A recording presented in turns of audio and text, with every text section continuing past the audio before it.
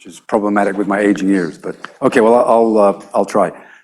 So I wasn't at all sure how to frame this talk. I think, as Kavita said, I'll also try to a bit explain what we physicists are trying to do, and a lot of it is going to be on framing some of the questions, and then some on progress, and then I'm going to show a bit of math, but not sort of really work anything through. So the basic sort of motivating question for me was about microbial diversity. And you've all heard of all the number of microbes that live in your guts and so on. But what's much more surprising is that every person's gut, you often have different strains. You might have several strains in your own gut. But nevertheless, they mix around globally. And so why over sort of 10,000 year scale hasn't selection purged most of this diversity? Now, it's even more striking if you look in the ocean, and I'm going to show some data on this, the planktonic bacteria, which is just mixed around, globally on hundreds of years time scale. Nevertheless, you see a huge amount of diversity in what is supposed to be really simple bacteria in simple environments. So what I'm going to do here, I'm going to particularly focus on sort of the aspects of biology which are very high dimensional, and questions that come from that, and I'll explain what I mean, and talk about simple models with fast ecological dynamics and slow evolutionary dynamics. So that's sort of a simple approximation, not always true for microbes. And I'm going to ask about questions about whether or not continual evolution, which I'm also going to show some data about, and continual diversification are those things that one should expect, or are they things that one should be very surprised by? Okay. Now, when I mean high dimensional, I coined a new term here, lacogenic. I thought somewhere bigger than kilogenic, but not as big as megagenic. So for those that don't know, lac is 100,000. So it seemed to be the appropriate scale here for the approaches which I'm going to talk about, and I would argue is the appropriate scale generally. So the goal really here is much more than really understanding things, but is ask what should we be surprised by? And one of the goals in theory generally is to say, well, actually, this is not all that surprising if simple models will already do that. It doesn't mean the simple models are an explanation, but it doesn't mean maybe it decreases one's surprise. Okay, so the data I'm going to show this for motivation, I'll come back to some of this at the end. So this is one particular species, Prochlorococcus, little tiny bacterium. It dominates photosynthesis in the tropical ocean, and by some measures it still has a bigger impact on the global environment than we do. It fixes more carbon than all human croplands put together, and comparable to the amount that we put into the atmosphere each year. It's enormously abundant, 10 to the 27 of them, somewhat probably conservative estimate. So Alana Papua, my student here, who you can see in an interesting environment, has been looking at a lot of single cell data that were collected by Brew et al. And Kashtan et al. And here I'm just showing a very simple thing. So this is hundreds of single cells. And what I'm showing here is the genetic distance, the average across the genome, between one cell and another one. So of course it's strong along the diagonal is 0. And then going off the diagonal here, you see at this scale for the whole of Prochlorococcus, they're actually very far apart. They can get even tens of % apart in some cases. But then if you start focusing in on this clade here, which is called highlight 2, it's by far the most abundant clade, and probably should be called a species itself, and this should be called a genus. And you notice this is remarkably uniform. That if you pick two random individual cells, the sort of genetic distance between them is similar. There isn't any of this sort of hierarchical structure one normally expects from phylogenies or from ecological distinctions. If you look inside here, there are little clusters, and you can get down to things which are very closely related. If one tries to estimate timescales, the closest cells that have been found and pulled out have a divergence time probably of order 100 or a few hundred years, and the whole clade here is more than 10 million years. So it spans a very wide range of divergences, yet they all coexist together, even though they're simple. They're eaten by many eukaryotes that probably can't tell the difference between one of them and the other. There are few limiting nutrients. Why on earth can there be so much diversity? Okay. So it's a general question, but one understand both how it can exist, but also how it evolves, and it presumably is always continuing to evolve, so that brings naturally together the ecological and evolutionary processes. Okay, so this one's for Mike, who's sitting in the front row. It ain't drift, and I'll explain the numbers as to why that's the case. So one thing one can look at, and this is now this clade, this Prochlorococcus, this highlight 2, which I'm going to focus on. So here you can see the site frequency spectrum, and this goes up a lot there, so it's a log scale. So this is the fraction of synonymous mutations of either the C or G at this end or the A or T at that end. This is the no parameter theory from drift. You just pull a number here, which is the asymmetry and the heterozygosity. This is the data, it doesn't look anything like that. This is a simple theory, which I have no reason to believe is correct, but also has no parameters, just the same ones as that, which is from continual hitchhiking in the problem. I would say it's embarrassingly good fit, because I don't believe why it should be. But this is clearly very different than conventional drift. And you notice even down here, even at a sample depth of order 100, you start seeing the number of monomorphic sites is less than the number of dimorphic, or even the trimorphic sites there. What about as far as numbers? Well, if the synonymous heterozygosity, even within highlight 2, is of order 20%, and this would turn into effective population size of order 10 to the 9th. If you said, okay, could you have had bottlenecks of that size? That's like taking only the Procolococcus in 1 square centimeter of the ocean in that column to get down to the 10 to the 9. So it can't be bottlenecks in any conventional sense.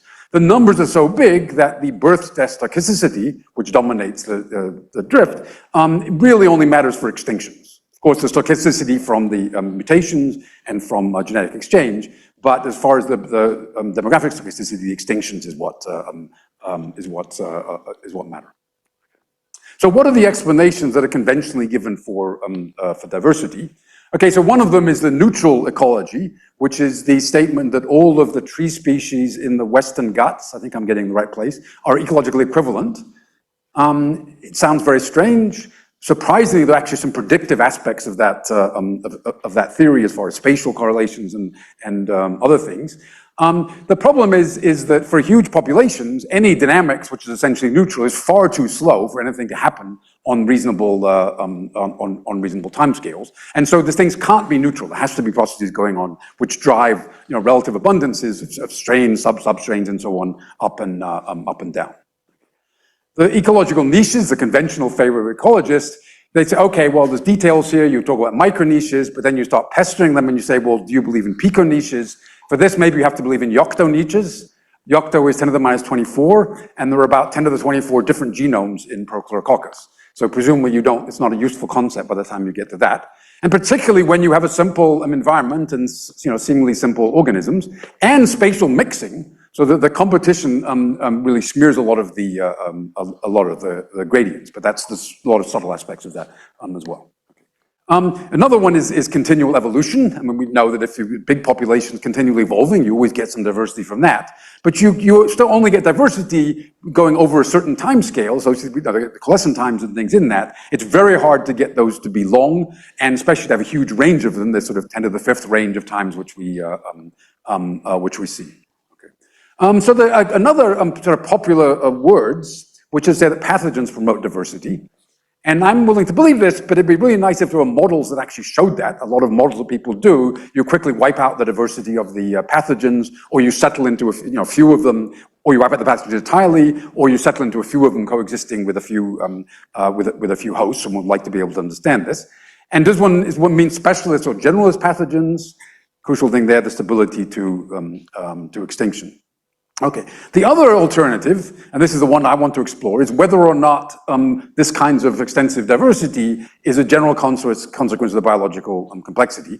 And so for that, we really want to go away from anything which is biologically realistic, and talk about scenarios in a sense which Francis Crick would call just so models, in the sense of just so stories of Rudyard Kipling, is that's not how a leopard got its spots, but it gives you something which to frame things on. Hopefully we can do a bit better than some of his.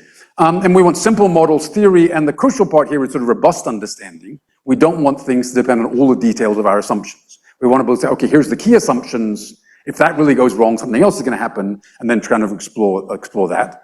And for that reason, we would want to do a lot of analytic things, not just simulations, because with evolution, it's much too easy to do a simulation that finds something interesting, but it may tell you nothing beyond the particular model that you're simulating.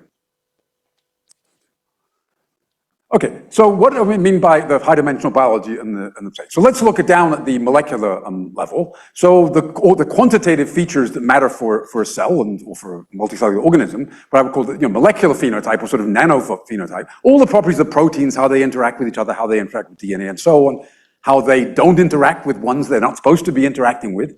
Clearly here the dimension is huge, and if you start thinking the numbers that are relevant, then you get in this sort of 100,000 scale even for a bacteria. So that molecular phenotype, of course, gives rise to the organismic phenotype. So the genotype codes for this, the molecular phenotype gives rise to this.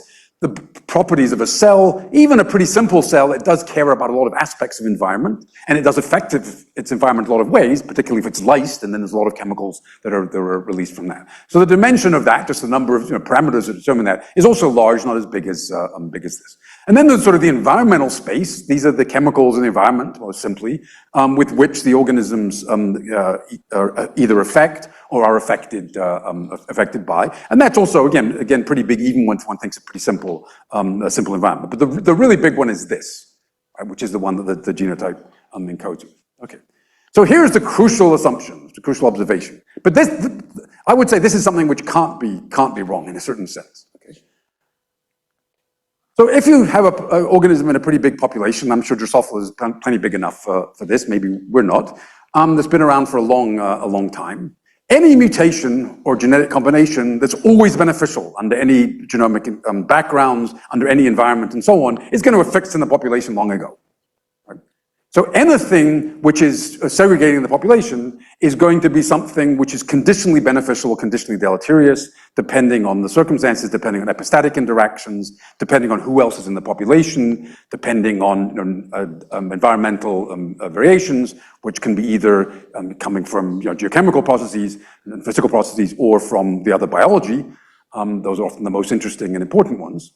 And so then the statement would be from this, that fitness differences and dependences on environment of given genotypes, and how the interaction of the biology, all of those that matter are going to be sums of positive and negative contributions.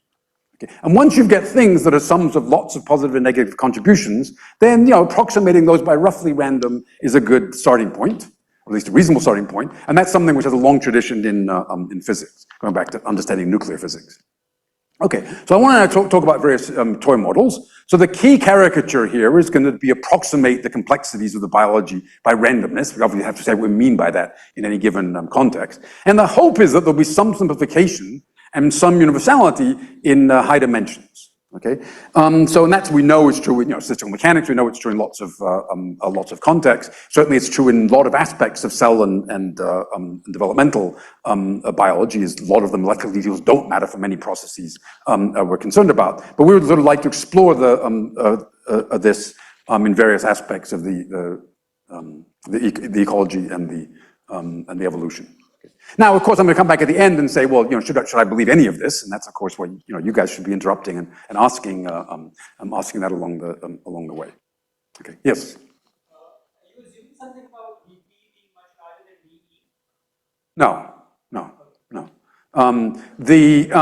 I mean, in some ways, them being the same ballpark is a reasonable one. And of course, organisms interact in much more complicated ways than via the environment. But planktonic organisms mainly interact via the environment, via the chemicals. Okay. You might get to this later. I'm going to talk about the constraints. Yeah. Thanks.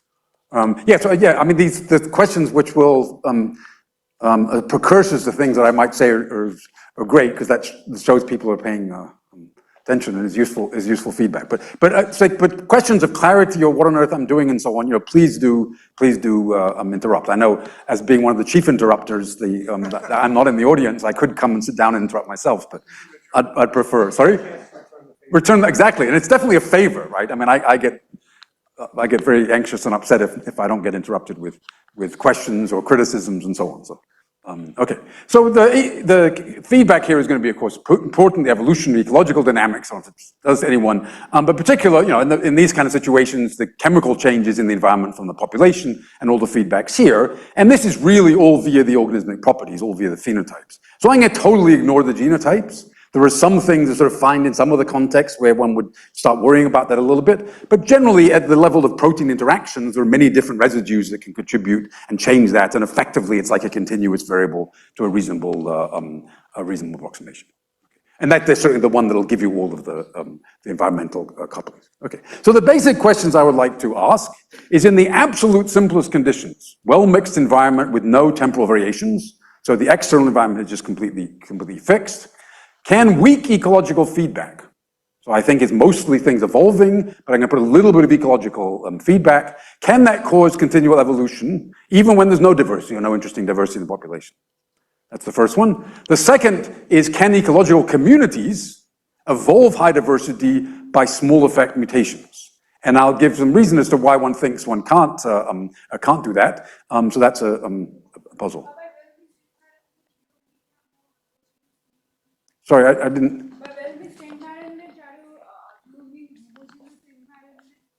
Well, okay, so I mean, it's a well mixed, I mean, it's completely homogeneous, but it's altered by the biology.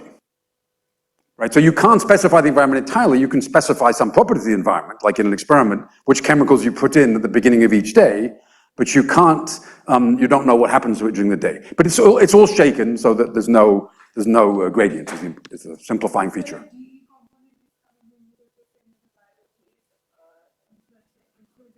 Right, so the biology influences the environment, and that'll be time dependent and so on as things grow. Yeah, absolutely. Okay, so we want to ask whether they can do this by small effect mutations, where there's reasons to think that the ecology doesn't play much of a role. Then I would like to ask, can you, if you can get things diverse, can the diversification sort of continue indefinitely, maybe reaching some sort of steady states of the diversity, or maybe just continuing to get more and more diverse? And then I want to ask in a loose sense, which I'll say, is how much complexity is enough to give some of the phenomena which I'm going to claim occur in certain models.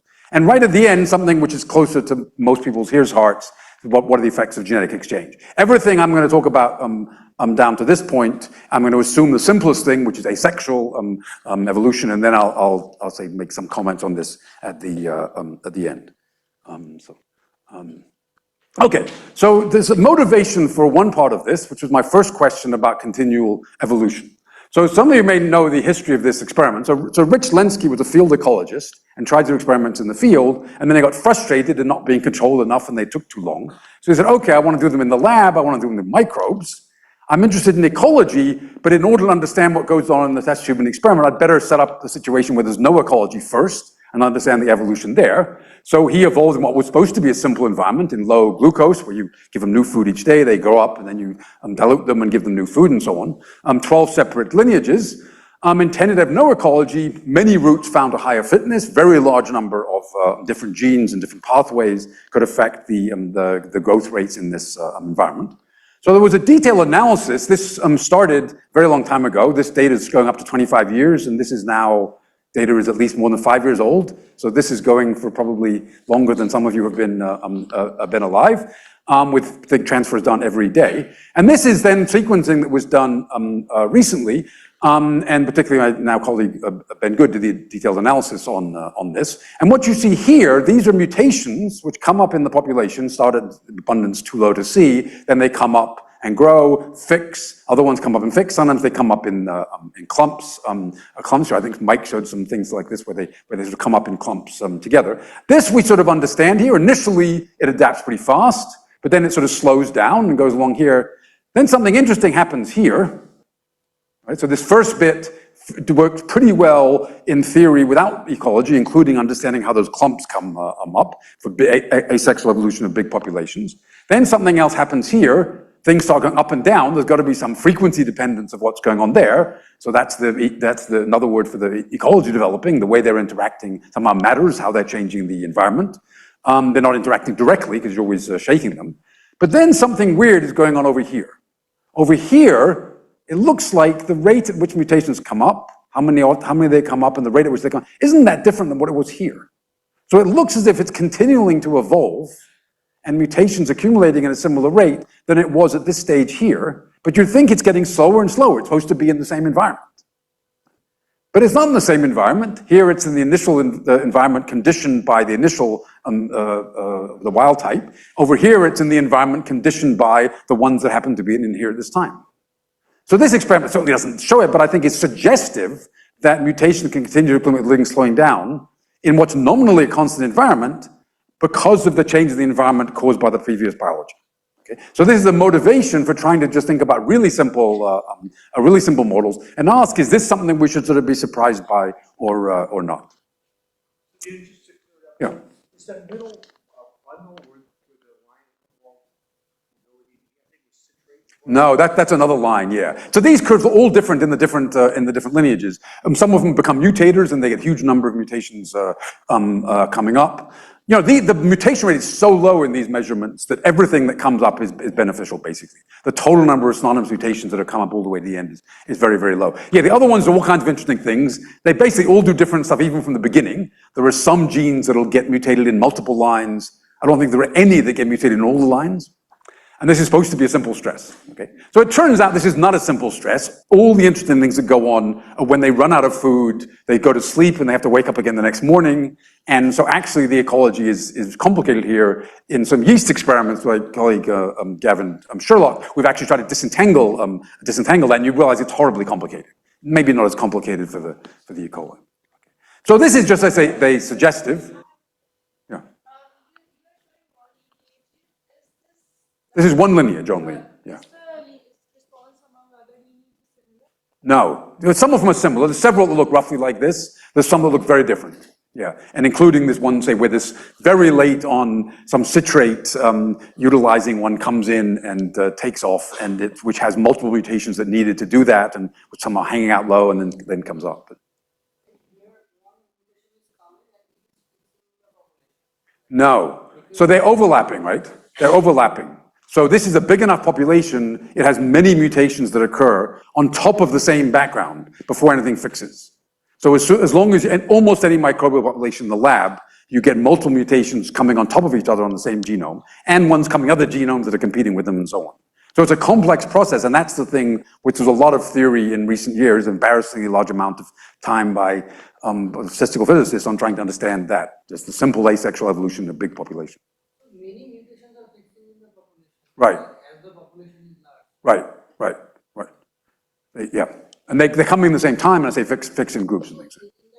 Well, they don't have to be so high. Some things come up pretty slowly. They're not enormous advantages some of the time, but yeah. But this is a big population, right? NS is always large.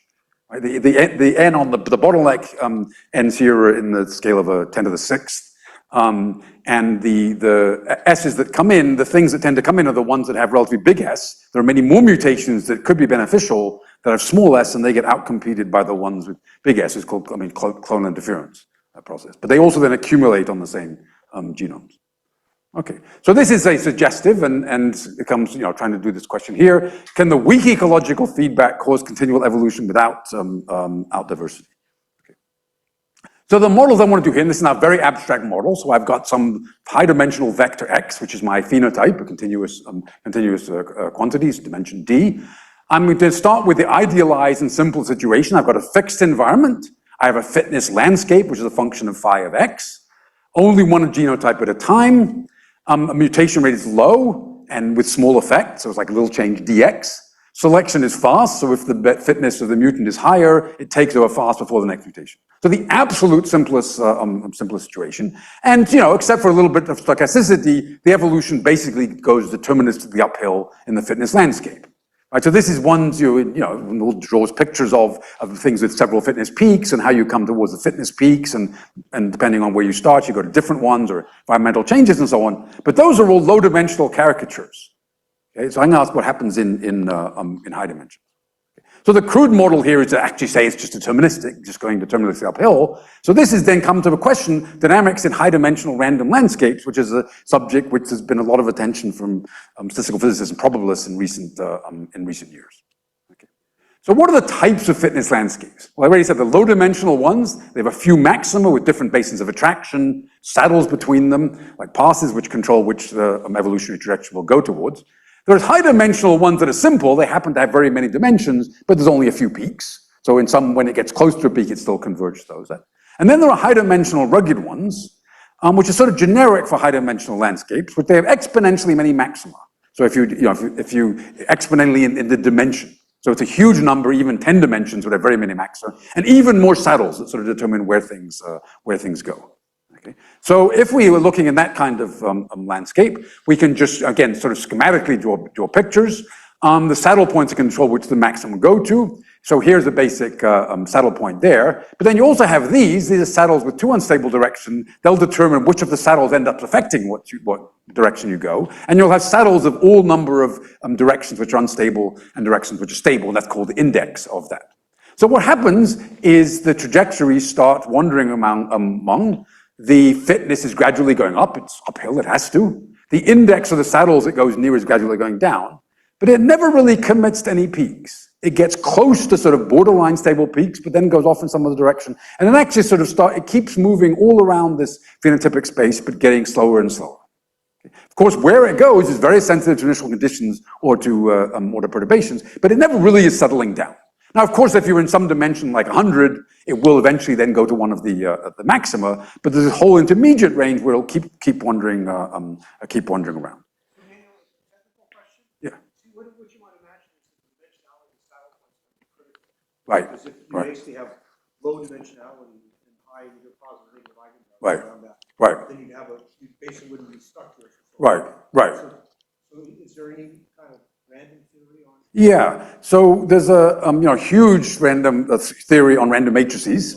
And so what you can ask here is if I take a stationary point, so it's a maximum, minimum, or some kind of saddle, and I can look at the eigenvalue spectrum for perturbations around that, and I can look at the spectrum of that matrix. And it's a random matrix, but it's conditioned on what the fitness is. So it changes as you go up higher in fitness. You tend to get most of the eigenvalues are negative, so it's stable at high fitness, and a small number of them are unstable. And so you start getting slower and slower directions and slower the motion, and you're wandering away from these saddles on their small fraction of unstable directions, and later you get one with even smaller and so on.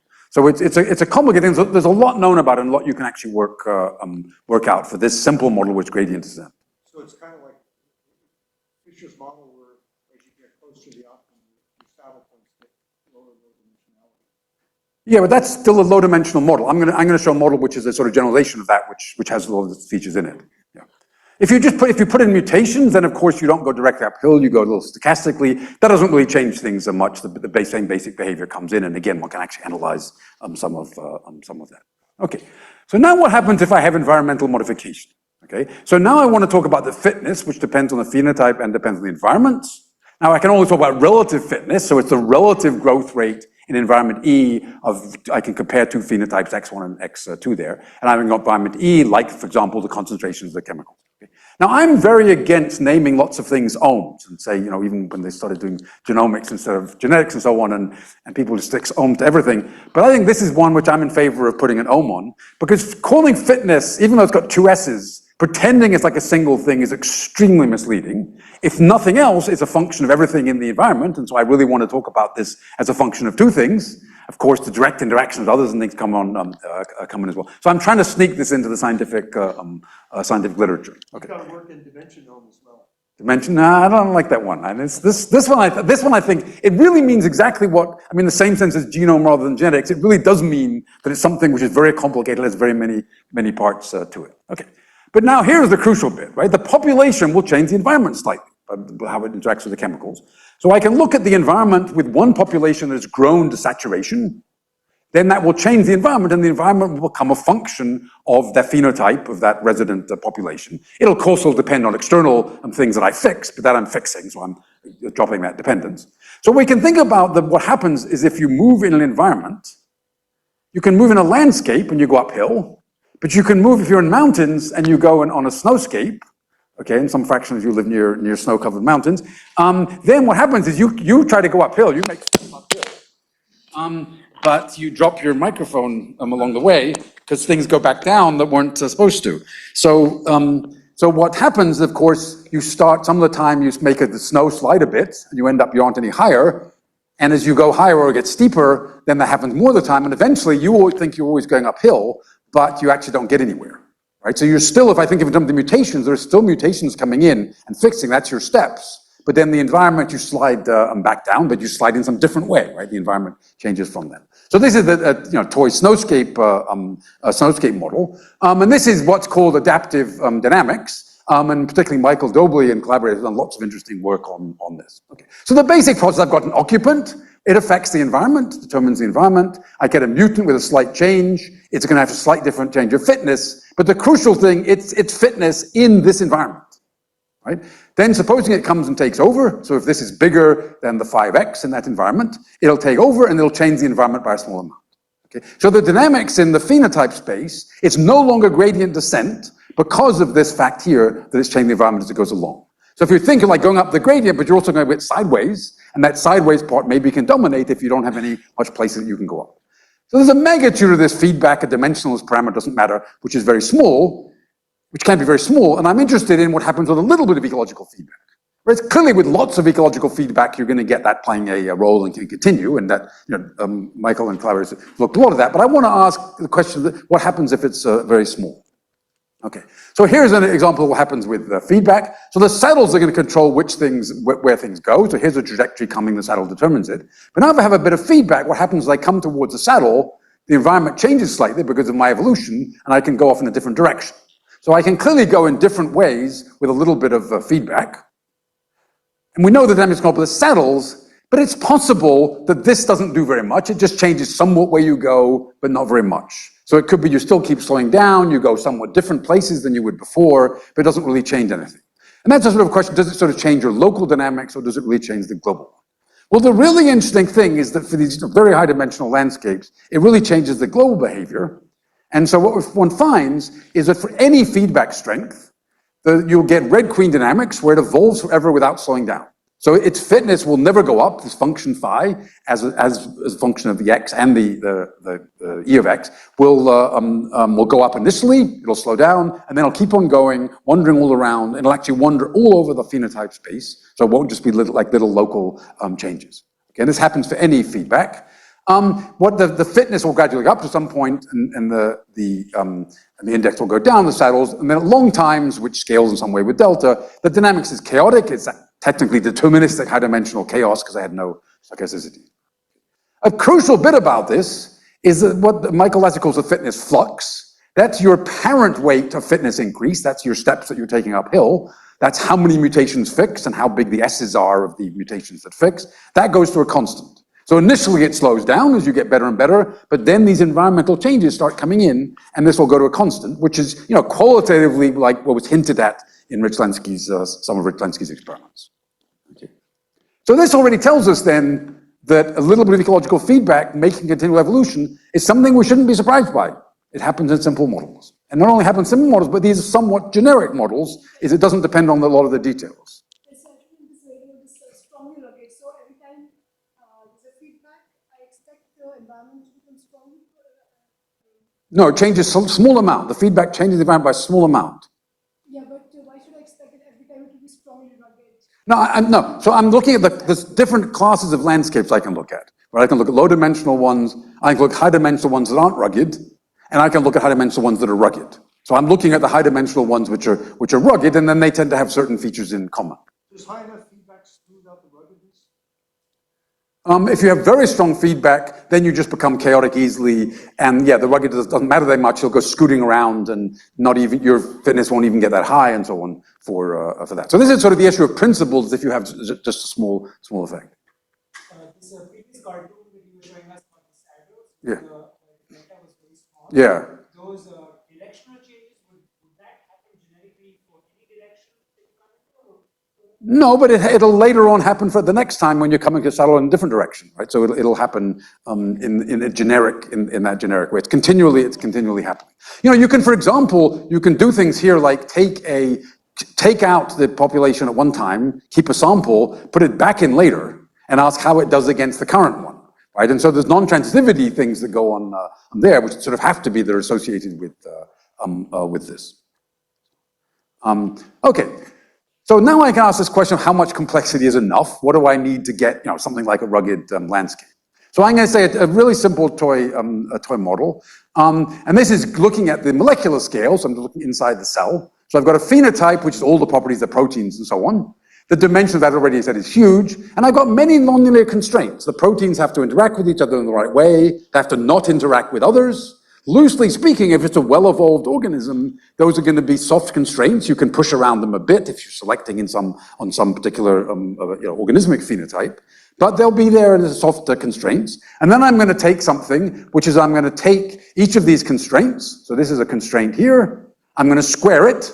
So that means it has an optimal value of where it's equal to 0. That's when the constraint's perfectly satisfied. And then I'm just going to sum over all of them. So I've got a large number of constraints, and they each involve some nonlinear function of the phenotype.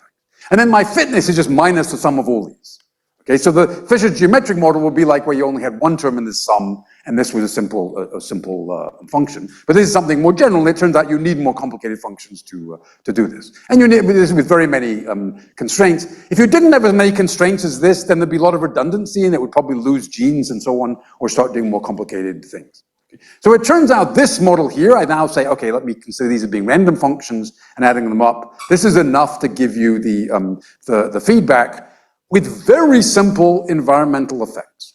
So this is very complicated inside the organism, but how it interacts with the environment, I can say, is very simple.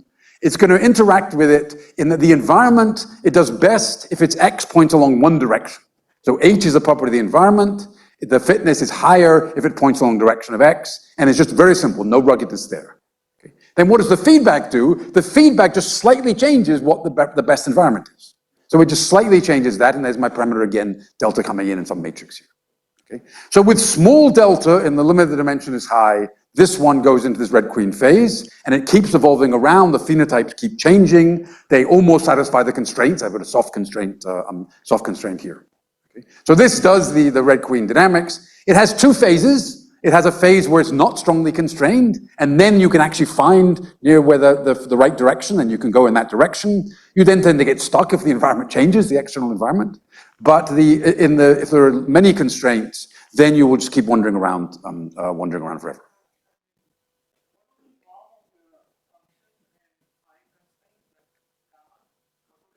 So the function, I could take random cubic functions of x is good enough. Okay, so yeah. But we sort of understand things well enough that we know that all of those things don't matter. There are different classes, but it's not clear they really matter for this. So to me, this is something which smells of continual, what's often called neutral protein evolution, right? Proteins are evolving all the time. Even extremely conserved proteins evolve, and even like plus minus charge paired residues, which are next to each other, those will tend to evolve. And people will say this is neutral. My guess is it's not really neutral. What happens is there's some interesting change, evolution change in some other part of the cell. That then forces little bits of change of things to be compatible with that or to adjust slightly. So that gives you sort of a little random shove in some direction on the interactions of the protein with another protein. Later on, there'll be some random shove in a different direction and so on. And that sort of drives this quasi-neutral evolution. And it's just a matrix that comes in, yeah. I mean, again, it's a random matrix. Actually, here you don't need the environment to be very high dimensional. You can have it being much lower dimensional than the internal one. So this is sort of satisfying in the sense of, I started by saying the real complexities are inside the cell, right? So that's why I'm putting the complexities here, and I claim that's enough to drive this behavior, even when the couplings to the environment are not complex. Okay, if they are complex, then it's even more so. That just add to this. Okay, so now I want to ask about diversification. We're not interested in just one population following them. So in particular, I would ask, can a mutant and parent coexist? So I have now a mutant and parent coexisting. That means that the mutant in the environment conditioned by the parent is bigger than in the parent by itself in its own environment. But I have to have the other way around. The parent has to invade the mutant environment. So I need both these. And that you can't get because of the little dx as being small. So the effects of the ecological feedback on coexistence are that you can't really get it very easily. Okay, you need to have mutations of not tiny effect in order to get parent-mutant coexistence. So that's puzzling. I mean, after populations have been around for a long time, you'd expect most of the mutations have small effect. So if I can't get coexistence there, that's bothersome. However, I can look at what happens when I make dx small but infinitesimal. One can do some things there and look at parent-mutant coexist. The two coexisting strains is hard in these kinds of landscapes. 3 is much too hard for me. Maybe many strains is easier. So now instead of saying, let's start with one strain, look at that, I'm going to jump right to looking at many strains and then talk about the ecological interactions between those. Okay. So the second part then is of my basic questions. Is under the simplest conditions, well-mixed environment, no temporal variations, asexual again, can ecological communities evolve high diversity by occasional small effect mutations? Okay, so again, there's going to be the ecological dynamics will stabilize, then I add another mutation.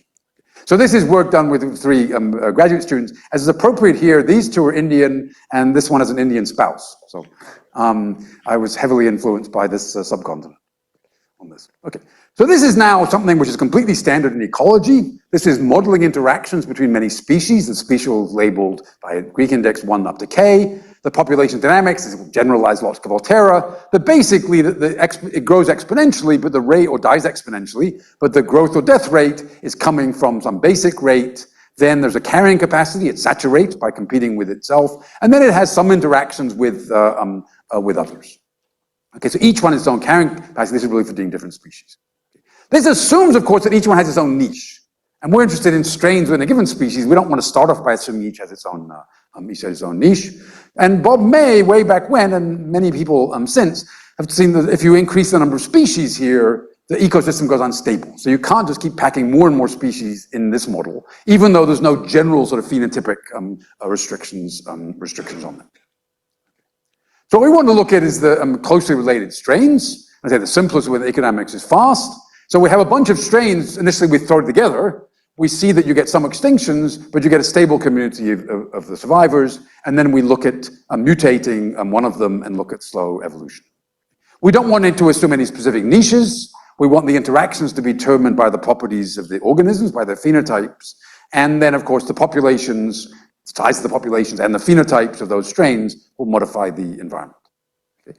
If the interactions are via D chemicals in the environment, then this is a generalization of the community resource models, then it's known for a long time that the maximum number of strains that can stably coexist is equal to the number of chemicals in the environment.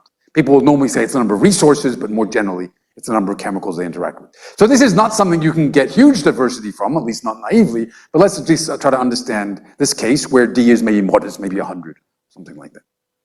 Okay, so let's look at interactions via chemicals. So the environment is now going to be fixed by the populations of the organisms that are currently there, how much they eat, could be how much they excrete, but the simple is how much they eat. So they'll eat of resource J, population alpha will eat this amount here. And then the chemicals in the environment is the empty environment without any of the organisms minus this part to here. Okay? So this is how they feed off the chemicals, how much they feed, and go from that. But then, of course, what affects the individual populations is how they grow. Sorry, I seem to have got my, oops.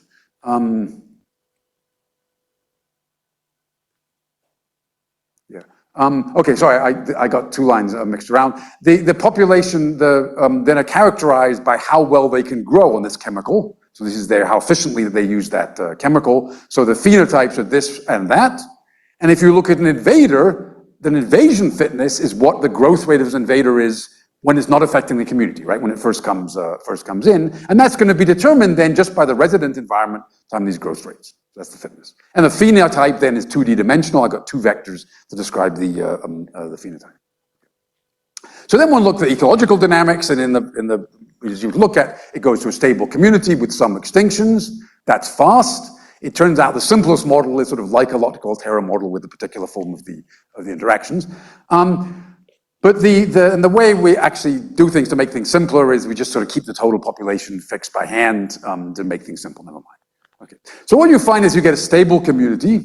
You start with a bunch of strains, some go extinct, you get, say, S strains that are stable. All of the residents in the community have to have the same fitness in that environment. None of them are growing, right? They're all would grow at the same rate, except they're suppressed by the resource limitations to keep the total fixed. And so there, the community fitness is something I'm called epsilon, and that's going to change in evolutionary timescales.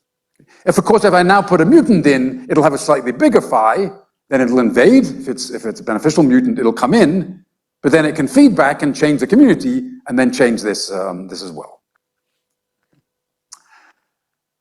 So if I look at a model where I have closely related strains, you'll have a mutant which will, the strains the differences between them are roughly random, again, from sum of positive and negative effects. They compete more with their siblings than the cousins. These are just a few technical things. And then I want to look at a mutant. So what I want to do is take one of the resident population. I want to change its phenotype by a little bit, both its growth and its feeding vectors. And I have a small epsilon and I have correlation rho between that. So I can do this, and then the mutant can invade. Say, if it's bigger, it'll invade slowly because its fitness increase will be small. Epsilon is going to be the S is going to be proportional to epsilon. Okay. So what then happens? Well, if I look at how the community changes, you can write how that goes. The evolution appears to go uphill in this fitness, but just like with the snowscape with one species, it doesn't have to go uphill because everything else is changing around. Okay? The community changes, it changes the ecology, you get some extinctions, but it may be that the overall fitness doesn't increase at all. Okay, so we have to ask, does that happen? Okay.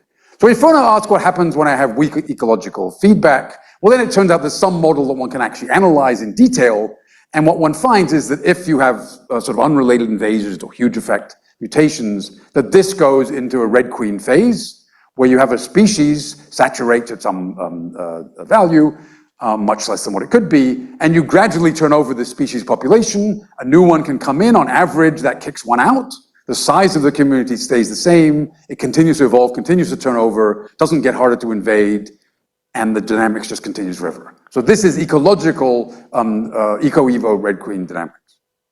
In this previous slide, could you remind us how the No, you can ask me off. It's a technical detail. It's not yet. It's not yet. Okay. The important part is that the things like the snowscape. You know, the fitness, I say, is a function of two things. I don't want to just talk about the fitness, but the way it's sort of set up is you can talk about the fitness of the community, and that thing will, instead of growing, which you would expect, it grows and then it saturates. And it saturates, but you continue to get the community turning over at a slow rate. It can be at a slow rate, but it will continue to turn over.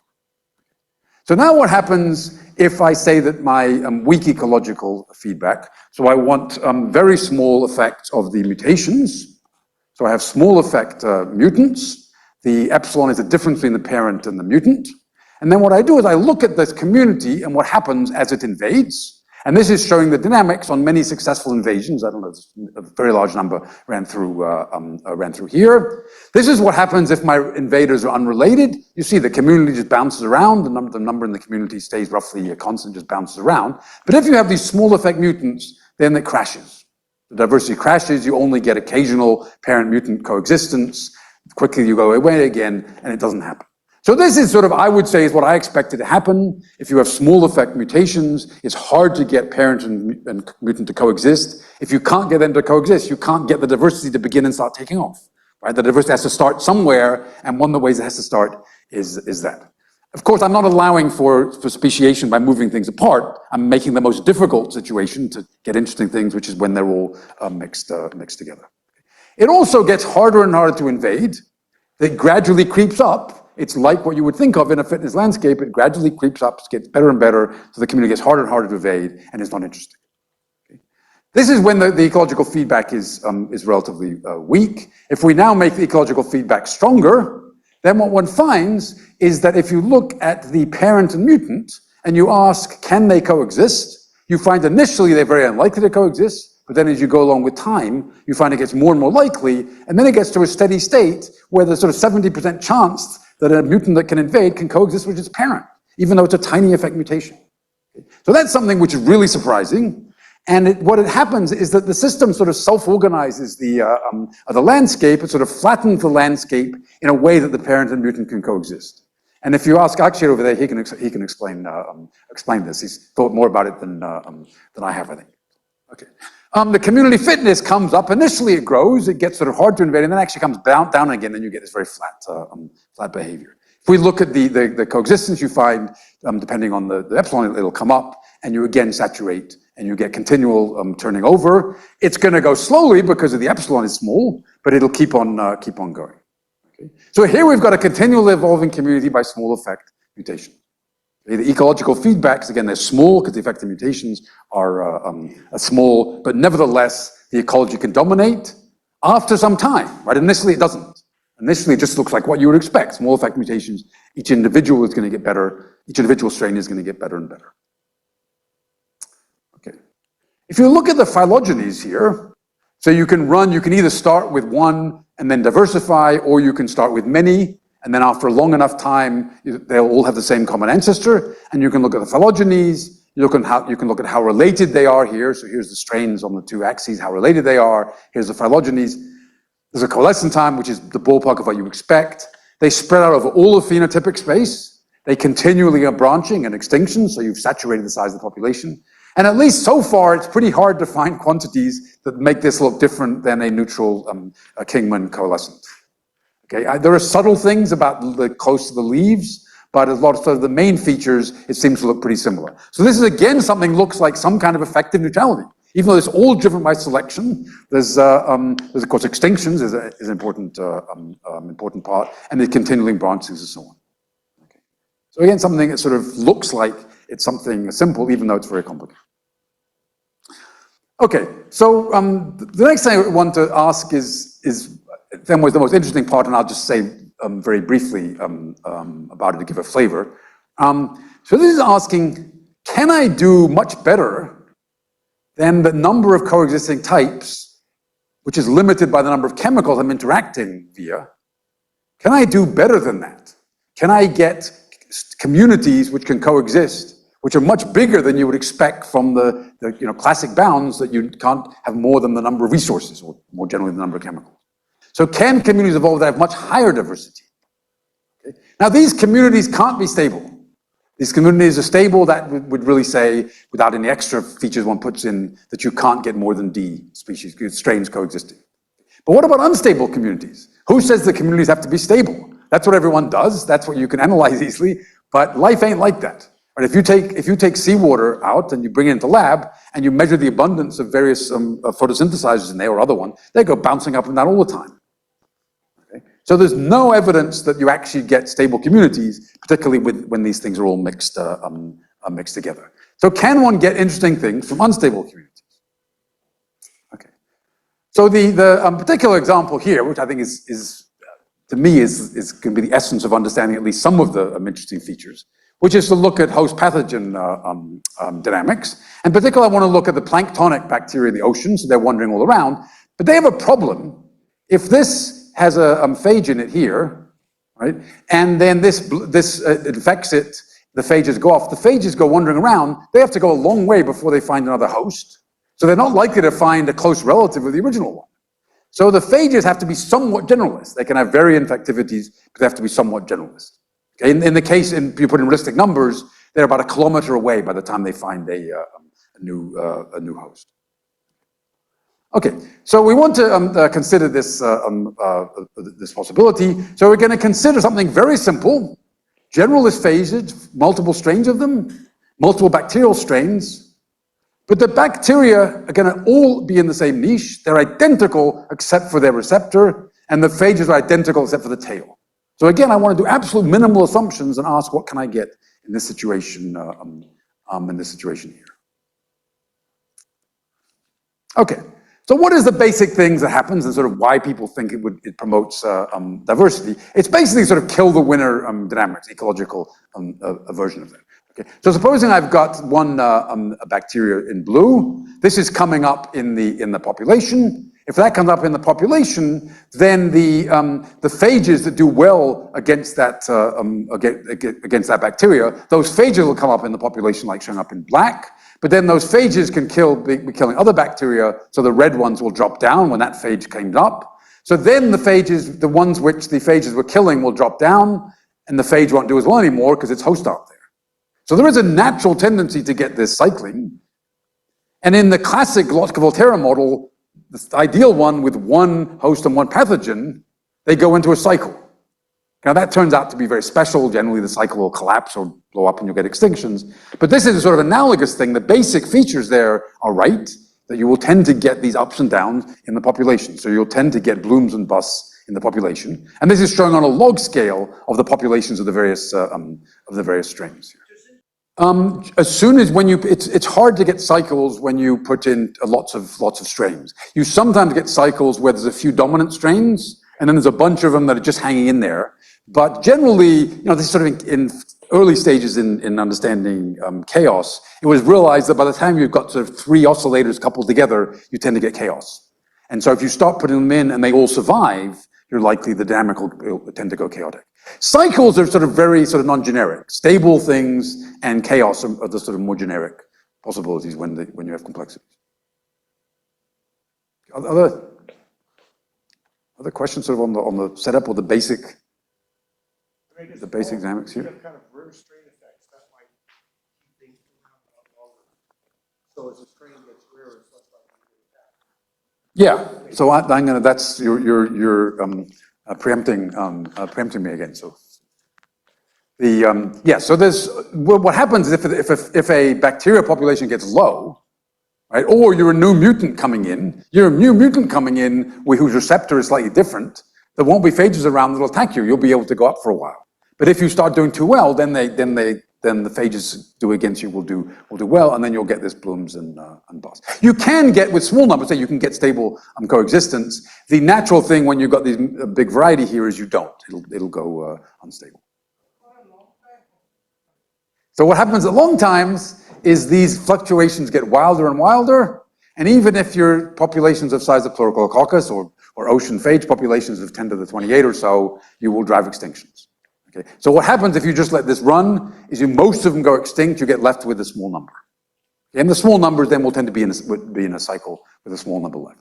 So this drives extinction, so this doesn't do it, it looks very nice. You can make idealized models, which are actually one that's often studied in the ecological community. And those idealized models, you sustain the chaos and the diversity, but they're very non-generic. I remember one of the things I said at the beginning was we want to try to get a robust understanding. Anything we see in a model, we would like to ask, if I change the model a bit, do I think I get the same thing? And it turns out these models in which the chaos, this chaotic behavior persists, there's lovely models, one can solve them, all kinds of interesting applied math one can do on them. But as soon as you may go slightly away from those, you change the behavior and you get these wilder and wilder fluctuations. Right, so it's exactly the kind of thing we always want to be careful for, is how much are we assuming that's special, and try to make some arguments about the robustness under changing the equations. Like, I mean, in biology all equations are wrong anyway, so we want to understand that robustness. And of course, that's come in a lot in talks, other talks in the meeting of things that aren't depending on all of the details. Okay, so we get this. So what can happen? Can it recover from the extinctions? So the answer is it can. The way I'm going to put in here is a bit of a fudge, but there's a better way I'll mention at the end. So one way that it can do it is if you have spores.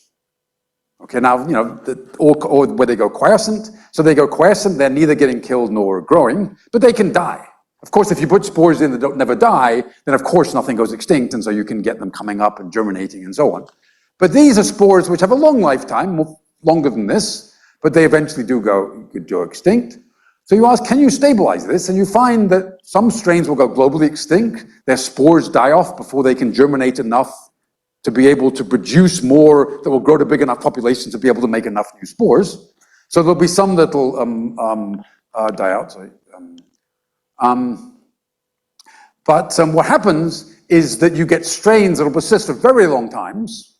They'll gradually more go extinct, but they take longer and longer between extinctions. And all the surviving strains will have this chaotic dynamics. The spore populations will sort of reflect this. They can be very low down here. And you can stabilize this chaotic phase, which is diverse. If you take a snapshot, right, you take a snapshot like this, you measure the abundance of all the strains, you plot that, you could take another snapshot later time and plot that, and you discover the distribution of the abundances here is identical to what you get in the neutral ecology conjecture. Okay? So again, it's something which ends up looking as if it's sort of neutral for some aspects, but it sure as hell ain't. If it were the neutral, they're drifting around slowly. It takes a very long time to get up here. Here they're going racing up and down in a slightly subtle way. They're bouncing around. They're not going up systematically in there. Okay? But some features look almost the same. So right away you have to say, okay, what features will show up things? Well, spatial temporal correlations will show up things right away. Or the effects on perturbations and things will also show up. Okay. So this is now a scenario which you can, it looks like, stabilize a very large number of strains of two species, right, a phage species and a bacteria species. And we're assuming that they only differ by the way they interact. Right, so it's just sort of minimal assumptions. Their phenotype that matters. The only thing is their interaction. But here I haven't really put in the phenotype. I haven't really said that. So what I want to ask is, okay, how much do I need? How much complexity do I need? Do I need some incredibly complicated receptor-tail interaction to do this? Okay. So we're considering bacteria of type beta, so beta runs over all the bacterial strains. the phages labeled 5, runs over all the phage strains, and they each have, this has a receptor. The receptor has many amino acids, so X is naming, if you like, is labeling the amino acids along it. So X goes from 1 to D, they're interacting via D amino acids. This is a crude character of that. Then there's a tail of the phage, also a D-dimensional vector, and the interaction is just from the binding energy of the receptor to the tail. That's the only way they interact via, but of course there's complexities in here, right, because these can be complicated vectors. And then I say, okay, the bacterial death, the death of a bacteria of strain beta from phage phi is just some function of this interaction, just simple. And how well the phage does, its growth rate against this, with this bacteria as its food, or this host, is also just some function of this. Okay, so it's again, the sort of simplest possible assumptions. Okay. This then can give rise to this chaotic phase if I have put in the spores, so it's an example of the one which we had.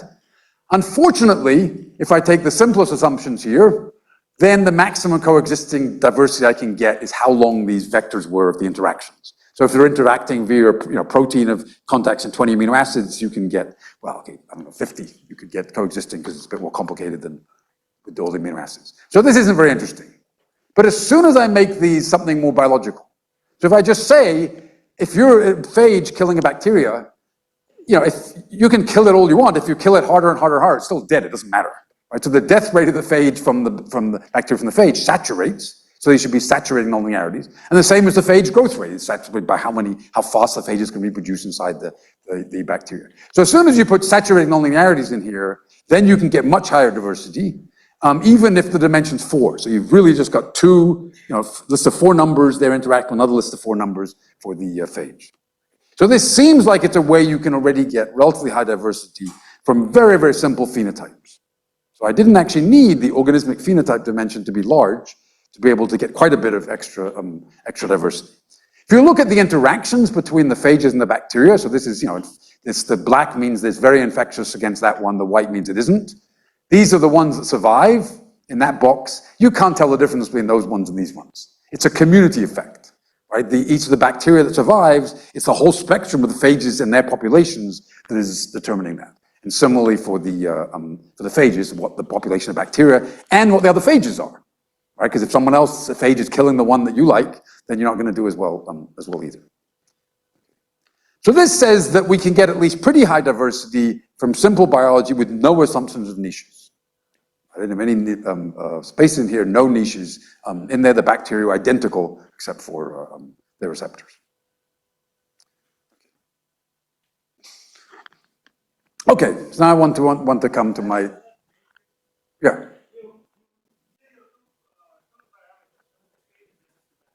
Right. So they're not a parameter. I have a set of phages and a set of bacteria. Right. Right. Right. Right. Right. You still, it's not diverse though. Rich doesn't get a lot of diversity, right? And so here I'm not asking just about whether the evolution will continue. I haven't actually put an evolution in that yet. Here I'm asking, can it get a lot of diversity? So here I'm throwing in a whole lot of phages that I picked up from other parts of the ocean, and a whole lot of bacteria I picked from other parts, throwing them all in together and asking, what do they do? Right? And the simplest thing is most of them go extinct and a few survive. But here there's at least this one mechanism that can make a lot more of them coexist. But they don't have to be complicated. Right? So that's one would like to have not that much complexity, still be able to give rise to a lot of diversity. I mean, I would say that if one is only mildly critical, I mean, I don't know how to be mildly critical, but if people who are only mildly critical, I would say that there are no theories, real ideas even, for how you can get this huge diversity in planktonic species. I mean, there's words that are said, but you try to push them and it doesn't seem to work. I don't understand it either, but I think these are sort of hints towards it. But now we want to ask if I evolve it, right? So now I've got my bacteria in phage, I want to evolve them, their phenotypes to change, okay? So I want to ask, does the diversity increase, or saturate, or crash, right? When I just had the species interacting via chemicals in the stable communities, there I found it can crash. or it can stabilize. It couldn't keep going up because there were restrictions as how many could coexist. But here there aren't those restrictions, and which one happens? So the answer is all of the above, depending on parameters and other aspects of the model we don't understand. So this is really getting to the stage of things that we have some hints at, but we definitely don't understand yet. Okay. So, but what can happen? So here's an example. I've now got 5-dimensional receptors and tails. They're evolving. Here's looking as a function of the evolutionary time measured in the number of invasions. And the number of phage, the number of bacteria seem to be going up roughly in time. We don't know whether this diversification is going to continue or whether it's going to saturate. I'm pretty sure it's going to saturate, but it may be saturating at something that's like e to the 5 rather than 5. So if I made this 10 and I saturated e to the 10, I'm already getting a lot of coexistence. Right? But we don't understand it well enough yet. And this goes beyond things that are with random matrices and stuff like that people really know how to do. We can also ask whether the phages become more specialist, more generalist, right? So that infectivity matrix that I showed back here, where it was. I can ask, does this matrix start changing if I evolve? Maybe I'll start getting, much sparser black bits or something like that.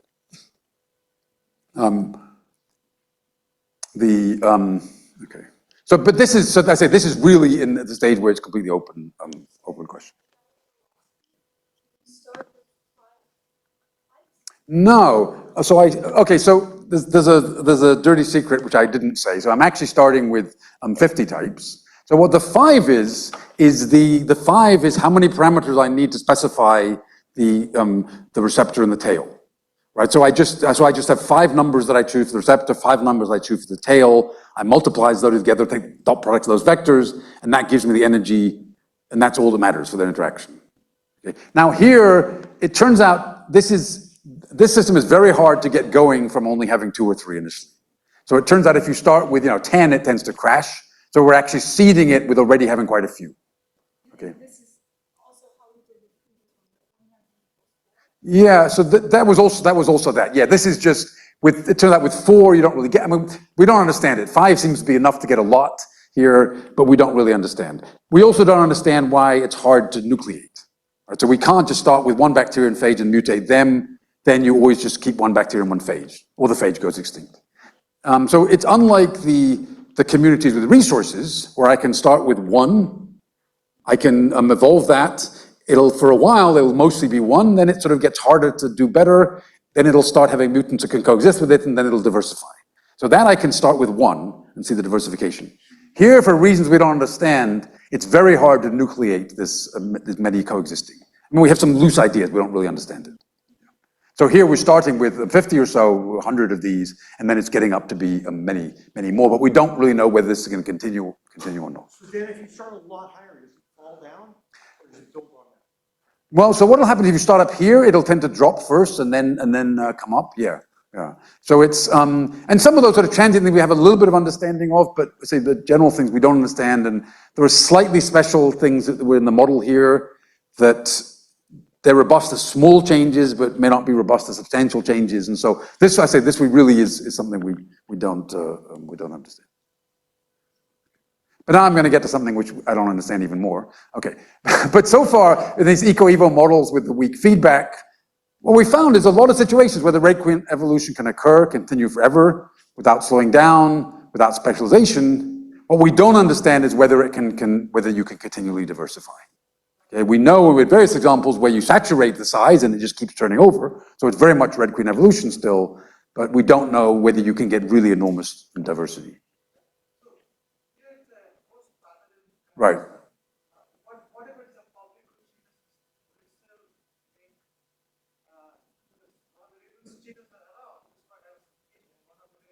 Yeah. I don't know. I mean, you can get in some of the same general features. I don't know, actually, have you thought about that? You've thought about cross feeding and things like that, but yeah. Yeah. But even the ecological ones, I've thought about some, so yeah. Okay, So what I've hoped I've convinced you is that if there's sufficient complexities and there's caricatures of high dimension, then red queen evolution is not surprising. It occurs in lots of contexts. The community resource models I showed, the bacteriophage dynamics, which is stabilized by these blooms and busts. And the question about diversification continuing indefinitely, we still don't know. Okay. So here's some questions which now get into interesting ones that are relevant. If I only have interactions via chemicals, but they're planktonic, but things sort of moving around, so if I get some spatial structure, can that matter? If I look, for example, in individual human guts, you have at least a relatively stable community, but it can be invaded by another one, okay, and it can replace the strain or sometimes coexist with it. Is it possible that having a lot of different people, even with migration between them, can that stabilize high diversity of each of the species because of the slightly different ways they interact with each other in each gut? So this is something I think is very susceptible to these kinds of simple models, but it's based on observational feature that they persist, and there are much more strain diversity and sub-strain diversity than one would sort of certainly guess or reasonably expect to putting in numbers. But now I want to come to something, just the last part, which is closer to people here, which is, am I asking the right question, even with the bacteria? Should I be thinking about the diversity of the genomes or the diversity of each gene? And now us, of course, we're enormously diverse, our genomes, because we're a hodgepodge mixture of genes. Okay, bacteria, it's thought that, okay, they change around a few things, they trade around with each other, but that mostly they're pretty asexual. Okay, so I'm going to go back to the Perpetual and Lana's analysis. Okay, so this within this highlight 2 is that the genomic distance of most of them is very similar, which is consistent with us, right? If you take 2 random people who are not even chosen from the same city but not known to be related, their genomes are pretty hodgepodge, so the distance between them is pretty similar, at least if they're not African. Quick question about the recombination. Yeah. Is it moderated by transformation or transformation? No, I'm gonna. Okay. It's actually not known. Because The phage is quite likely to play a role, but it's not actually, Perpetual's not known. They're very hard to raise in the lab, and there's not genetics for them and so on. So yeah. So what one finds is extensive homologous recombination all the way across highlight 2 and some with even the further away clades. And this is where the divergence between these is very large. They're somehow managing to do homologous recombination in spite of very big genetic distances. Ecologically, well, one of the things you know is that Atlantic and Pacific are different. The main one that's different, probably that Perpetual cares about, is the Pacific is iron limited and the Atlantic is phosphorus limited. So you actually see some phosphate and iron genes that sort of pop out if you try to look at, it's not genome wide, it's handful wide, and look at which things seem to have some correlations, but generally things seem to be pretty well mixed. If you look at a gene and all its variants, all the alleles, and you ask where do you find them, and you find close relatives in other oceans and further away relatives there.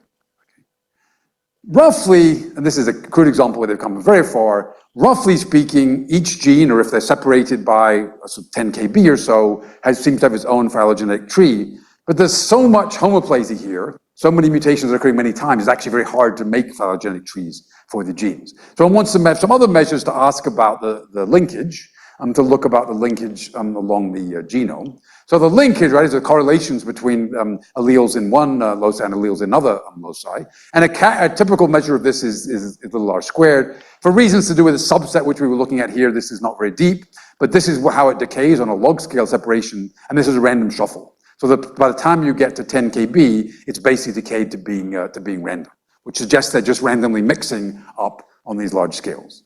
There's another measure you can look at, which in some ways better about sort of predictability of phylogenies, also comes way down. Okay, so this is not the first example. We actually coined this term in another cyanobacteria that lives in hot springs in Yellowstone. But it really seems that some bacteria are quasi-sexual.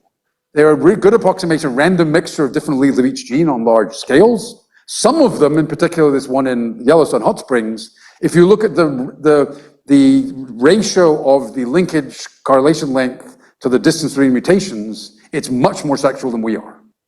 Right? There are less than 1 mutation per crossover break. So it's ridiculous the amount of genetic exchange that does. Okay? But now, of course, this takes us to what sustains the diversity of each gene. right? I mean, it's now a sexual organism, but then we have to understand why are sexual organisms that have been around for tens of millions of years divide once a day and so on? Why do they sustain so much diversity of each gene? There are hints at sort of weak epistasis, which I'm hoping Bruce will explain to me better ways of analyzing. Doesn't seem to be much strong epistasis of pairs of alleles that you can find that seem to be strongly linked with each other. So we don't know, but this of course comes to much more the topic of this workshop. An extra complication with Prochlorococcus is they actually have little groups which are much more closely related, where you can still see the asexual backbone, that have been around, some of these for tens of thousands or even 100,000 years compared to the millions of years for the whole group. I guess it's less than 100,000.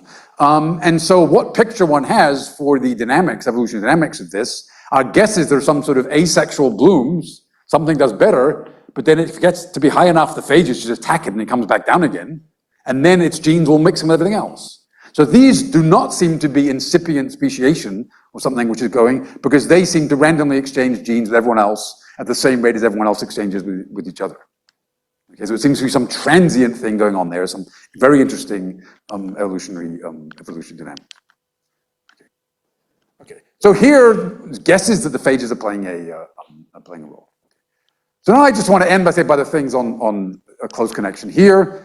So if I want to ask about the sexual diversity and the feedback between evolution and ecology here, so I want my genomes, just strings of zeros and ones to be simple, L loci along here, small mutation rate, some fitness function generally of this genome.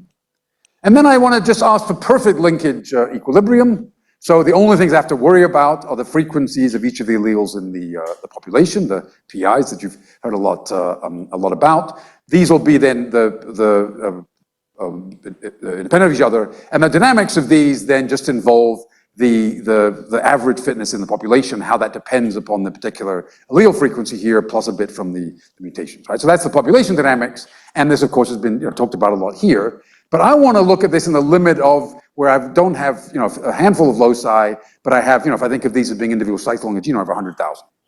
Okay? So I have the L stands for Lach, I guess there. Lach, how's it pronounced?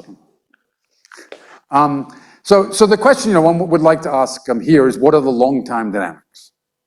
Okay, so I want to ask what happens. I mean, as Nick was explaining about the infinitesimal model, as you go along, you start having to worry about the skewness of the distribution, and then you have to go further and you have to worry about the kurtosis, and at some point it starts breaking down, and then unless one's really masochistic, one stops doing that way. So I want to ask at the other end where it's very long times. Okay, so you want to get out of that and ask then what are going to be the effects of weak ecological feedbacks. So what is weak ecological feedback? That's going to be where I have some weak frequency-dependent selection. Right, and ask what that do. So this was something which I planned to have worked out in much more before I came here, but other things intervened. Also turned out to be harder.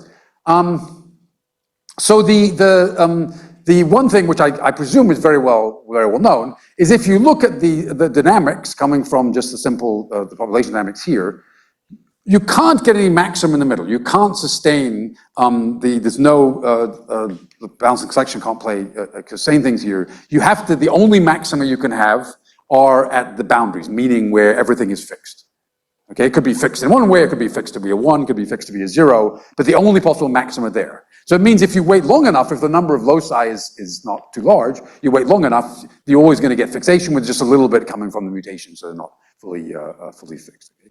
So that means that you're sort of not getting anything very interesting there. But when L is large, you have very many maxima.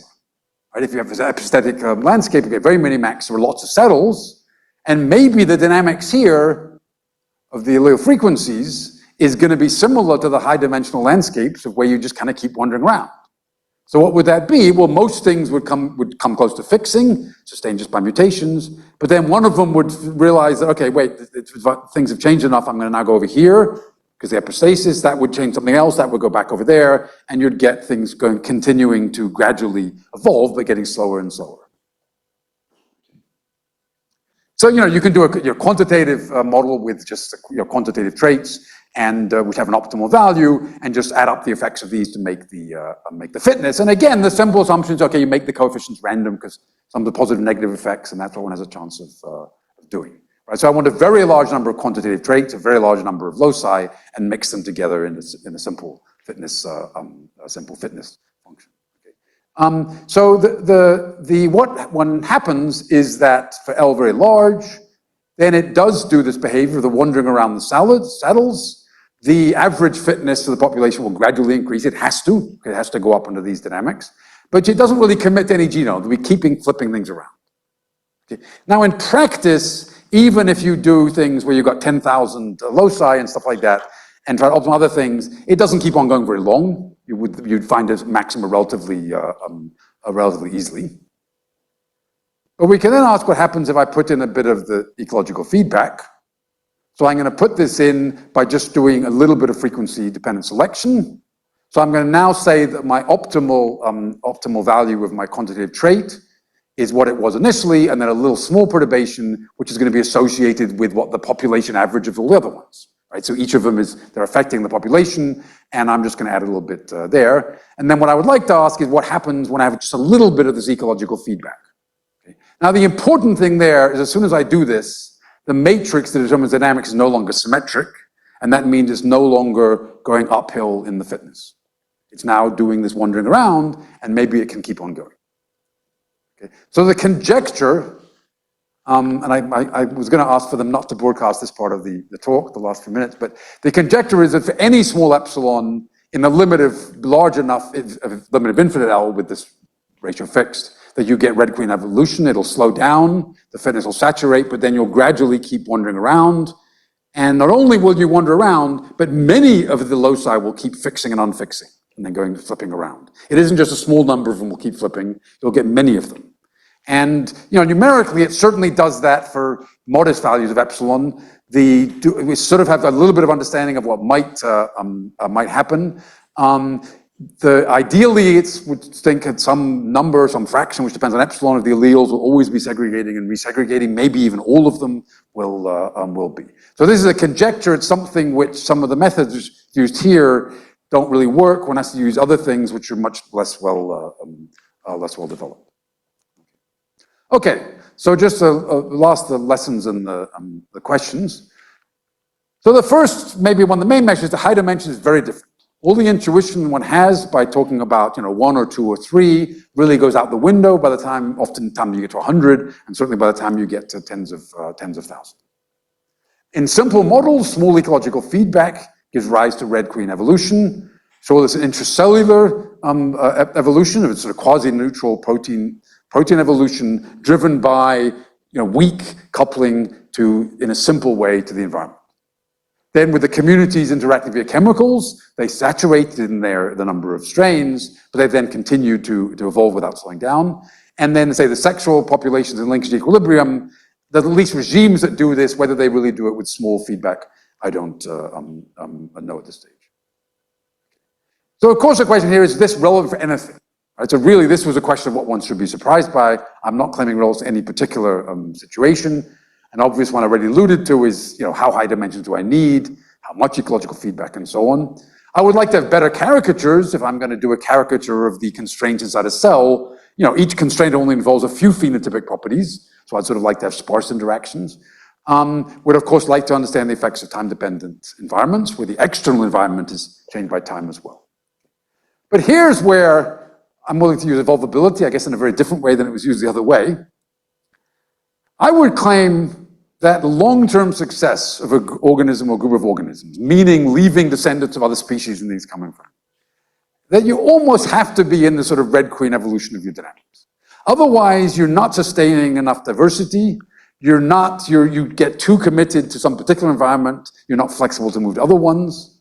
And so if you aren't in this regime, then you may you don't have sort of enough constraints, and you'll start losing things and sort of get into this regime and simplifying. So my sort of sense is that one should really expect long-term evolution to be in a sort of phase where one has the red queen evolution.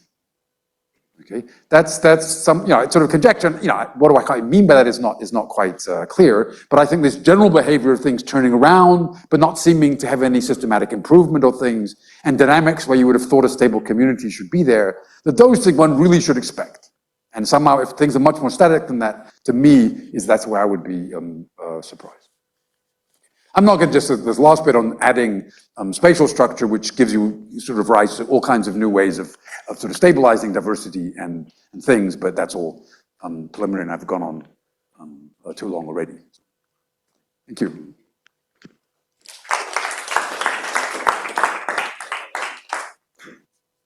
Some more questions, especially from youngsters.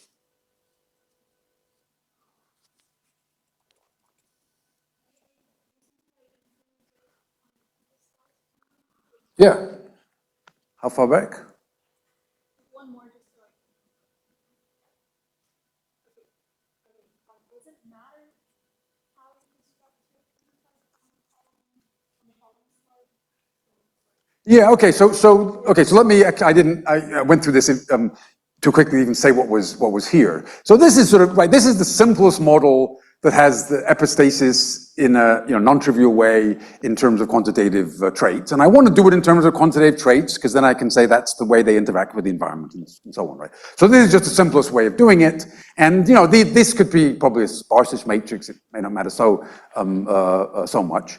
But then what I'm doing here, I think this is the one you wanted, yeah. So now what I'm saying is that instead of my optimal being some value that I call B, is probably a bad name, B for bad, I'm gonna say this is changed slightly, but it's changed slightly by the current population, right? So it's the combination of the quantitative traits averaged over the current population, they're changing the environment slightly, so I get slight changes in the optimal coming from that, okay? And then we really want to ask what happens when that effect's small. And if it's small, you also can't stabilize. You also don't stabilize. You don't stabilize polymorphisms from that. If this is small, the way you can get things to go is you keep getting into sort of chaotic dynamics. So this is just one way of doing. One can do other ways as well.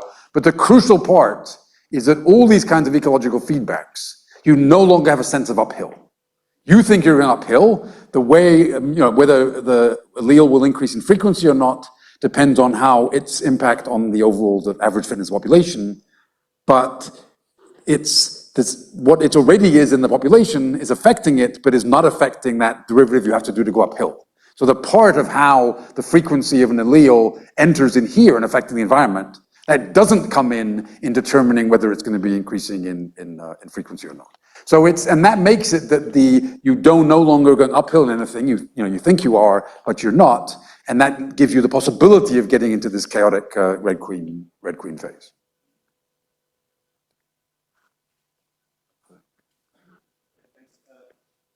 The question we all have is like, when adaptation occurs, is it in response to the external environment, to this kind of feedbacks, right? Quantitatively, which one dominates, which is more difficult to look for. But I'm wondering, like, systems are prone to these types of feedbacks.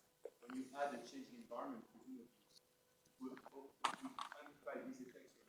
Yeah, exactly. I mean, I think these, and of course, changing environments means it's bad to be very good at finding a peak of being very good in your current environment. So they will tend to amplify all of these things. You can start asking how much change the environment and how fast or slow would you need to sort of tend to make things sort of chaotic. One of the things I sort of didn't emphasize enough, which is to me was one of the big surprises. So I wasn't so surprised that my phenotype, okay, I've got my huge phenotype space here. I wasn't so surprised that you can keep it moving around like this. What surprised me was that you keep it moving around like this. It sort of wanders all over the place, right? And so in terms of like the alleles, whether they're fixing at 0 or fixing or 1 or close to it, I sort of would have thought, okay, you're going to change around a few of them and things like that. But it seems that it quite easily gets to a state where you keep changing lots of them, right? And so the evolution happening more. So that's then meaning that if two slightly different, the same ancestors with slightly different mutations will go off in very different directions, even without changing the environment. But it also means that you're very sensitive to changes in the environment.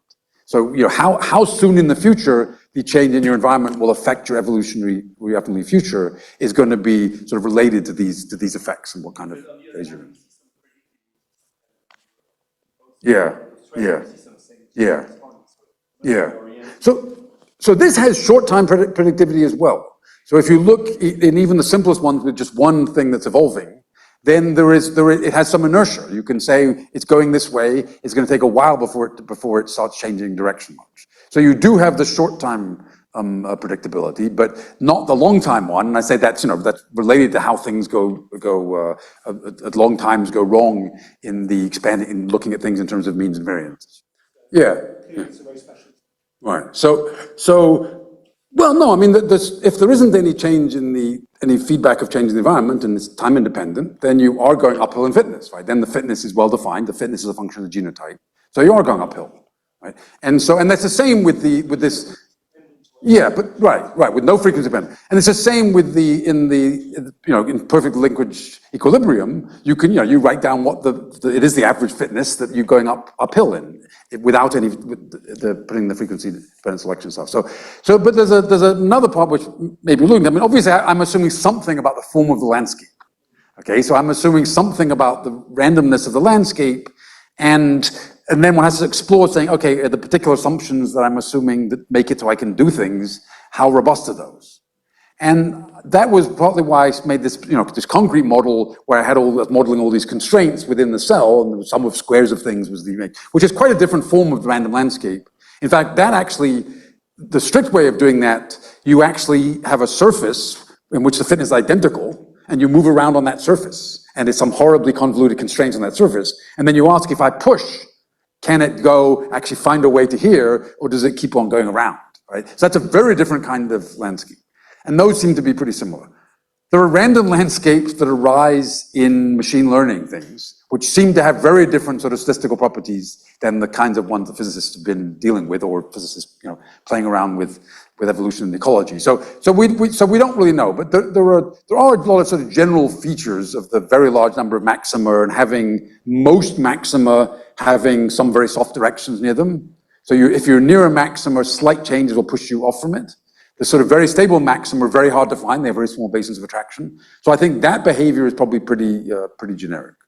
But this is all very sort of preliminary levels of understanding.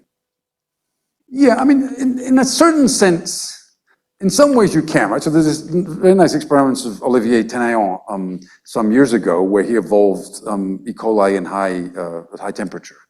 And he found that I forgot, it was 100 lines for 2,000 generations long. And then he just pulled one out of each, so he didn't even look at the diversity. And he looked at which genes were mutated and which pathways, and he found a few hundred different genes, 100 different pathways, and there was clearly an enormous number of different ways of doing better in that one rather broad stress, right? So I think that, and I'm sure if he went and dug into the population, I mean, like we did with Kevin Sherlock and things in yeast, barcoded yeast, you find this huge number of other ones coming up as well. So I think that definitely the experimental observation is that, particularly if it's a sort of, stress that is somewhat broad, and most stress is somewhat broad, there are just an enormous number of different ways to go. And so a really nice example of that is actually Dan Anderson's work on evolution of bacteria in low concentrations of antibiotics. And so if you do high concentration of antibiotics, right, you get antibiotic resistance in the lab in an hour. Right? But antibiotic resistance doesn't usually become a problem until 10 years after a new drug has been introduced. So there's something going on because most of the time they're not exposed to the high antibiotics. And if you take the mutants that arise in the lab, as soon as you take antibiotics away, they're terrible. So what he did is he evolved them in antibiotic concentrations that slowed down their growth, but were far from lethal. And he found mutations in all kinds of different pathways, and he kept evolving. And then they also had essentially no loss of fitness. He could measure it down at fractions of a percent. They didn't have any loss of fitness when you took the antibiotic away. Rather amazingly, some of them were better at high antibiotic concentration that had never seen than ones that were involved in high antibiotics. So again, it was something that suggested there's a huge number of different directions that, the evolution of even simple bacteria in nominally simple stresses can do. And so I think the experimental evolution community hasn't sort of explored enough that sort of richness there. They tend to say, okay, with this gene, we want to make a story for why that gene mutates and so on, instead of saying this diversity of huge number of possibilities that one can't make biological sense of, right, is really the lesson. I mean, I think Bruce Levin would definitely push that, right? He doesn't like mechanistic things, but that's the one part of it. Another one is what I would really like to be able to do, and some species you definitely can, is you take a whole lot of phages and a whole lot of bacteria, you know, bacterial of one species, phages of one species, and really do very large, very high throughput cross-infectivity measurements, right? And see, is it that you really do get huge ranges of that, or do they tend to be more specialists for some simple rules? So that would be a sort of another way of trying to get at the sort of, you know, number of ways in which the simple interactions can work. But no, I mean, yeah, basic, I don't know. The hope is that at least it'll stimulate certain kinds of questions and experiments and things, rather than being able to make predictions on any particular ones. I mean, the difficult lot of those things in very high dimensions, they're quite hard to say. How do you characterize those, right? So you have to have some sort of statistical measures for those, and so I haven't really thought about it in terms of geometrical ways of thinking at all. But my sort of intuition and talking to people who do think about them I mean, there's certain things that one definitely can, the geometrical aspects of when you're looking at how you change resources in the environment, the chemicals, and the sort of geometric ways of looking at those, in particular, actually, Akshit and Pankaj Mehta and things have emphasized recently. But overall, as far as the sort of what the shapes of things mean in these high dimensions, I don't even know what my metric is, right? So it's I don't quite know how I would get at that. Yeah, the simplest would be something like the variance of the eigenvalues. Yeah, so this is one of those things where the huge classes of random high-dimensional landscapes, the eigenvalue spectrum of the nearest any stationary point is very much a semicircle. The semicircle density of states is extremely rigid in all kinds of contexts. And actually, Terence Tao, I think, is particularly, and others, make sort of clear, it's really like the central limit theorem. For matrices, the central limit theorem equivalent to that is that your eigenvalue spectrum is a semicircle. And that's very robust. And so that aspect of it probably doesn't change too much. Now, in the many unlinked loci, there it's very different because everything's corners, right? And how you come away from corners is different. So that one, you can't make the same kind of arguments about what things should look like. And in fact, the eigenvalue spectrum of the corners is very different. And that's partly then makes it harder to figure out what's going on. It's related to some problems that people have studied in the context of neural networks, actually in the context of the kind of neural networks which were the ancestors of the machine learning neural networks. They first studied some of these things where you have it's not just a gradient dynamics, but there's something else in there as well.